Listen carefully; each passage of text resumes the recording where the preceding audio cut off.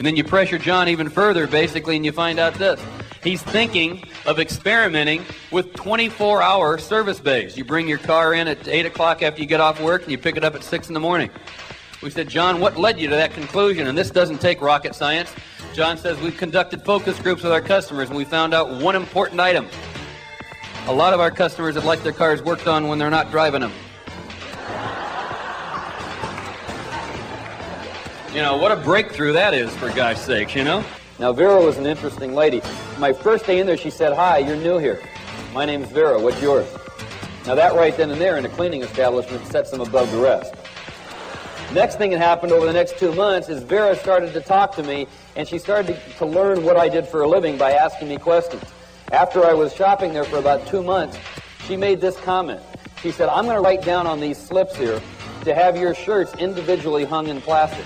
Not grouped in 4s or 5s, but individually hung in plastic. I said, why? She said, well, if you travel as much as you do, then when you put them in your garment bag, they won't get as wrinkled. And I said, can I talk to the store manager? She pointed to the lady that came over and talked to her and said, that's her. Instinctively, I knew what had happened. We had a store manager catch a frontline person using their head. And they had to correct that because of financial chaos that would wreak on the culture of the organization. Would be tremendous.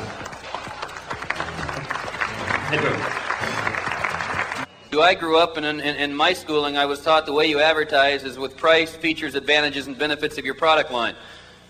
And in this new world order, what we're looking at, the situation is they're basically saying the product's the same, the price is going to be about the same, and you can find it anywhere. But what we're going to sell you is a way of doing business.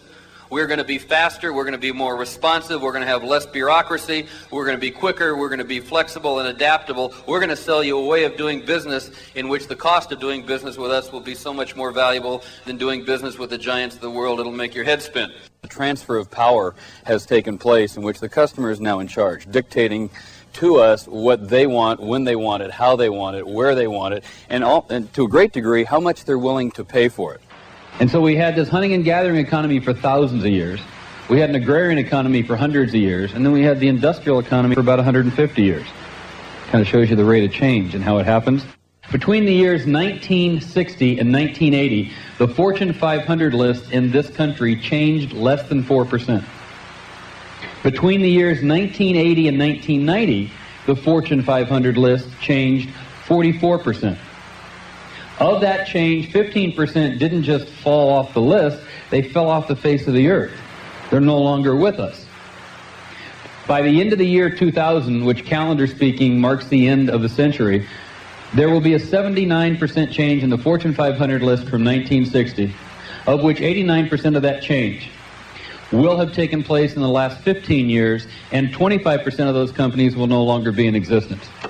There is evidence that the fact that the winners of the past, when they don't move quick enough and do it to themselves before somebody else does it to them, tend to perish.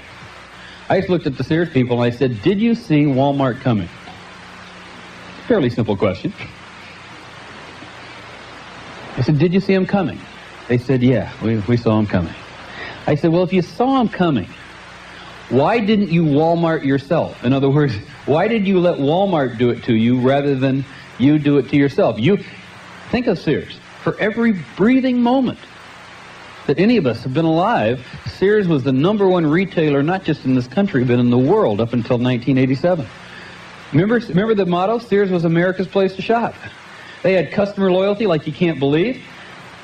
They had the markets, they had the locations, they had the stores, they had the resources, they had the talent, they had the money. They could have reinvented themselves had they been able to think fundamentally different and make the choice to do so. The difficulty was they thought their way worked, and it did work until the outside world changed on them, which made their system irrelevant. So I looked at this guy and I said, what were you thinking? And he said, to be quite frank, he said, you're right. We did have the talent. We did have the resources. We could have done it. We just couldn't envision their way of doing business. We couldn't envision that it would work. When you can't think it, you can't do it. Mike's right. It's a matter of a thought process. And here, the guy was funny. He said, we just thought they were a bunch of hicks from Bentonville, Arkansas. Did you see Starbucks coming? And here again, it's the same story. Yeah, we did. And I asked, well, I don't get it. How could you let Starbucks do to you what you could have done yourself? Once again, they own most of the coffee fields of the world at one time. The resources, the R&D, the intelligence, the money, they could have Starbucks themselves. They didn't. I asked him why. Here's what the guy said. He's quite frank again. He said, we couldn't envision a customer paying $3.50 for a cup of coffee. We couldn't even conceptualize that. General Motors today, as we speak, has reduced product development cycle time from an idea to the showroom floor from 6 years to 4. What a dramatic improvement that is. You go from 6-year product development cycle time to get it to the customer to 4 years. You wipe 2 years off of it. How marvelous. American Honda does it in 27 months. Who's going to win that battle?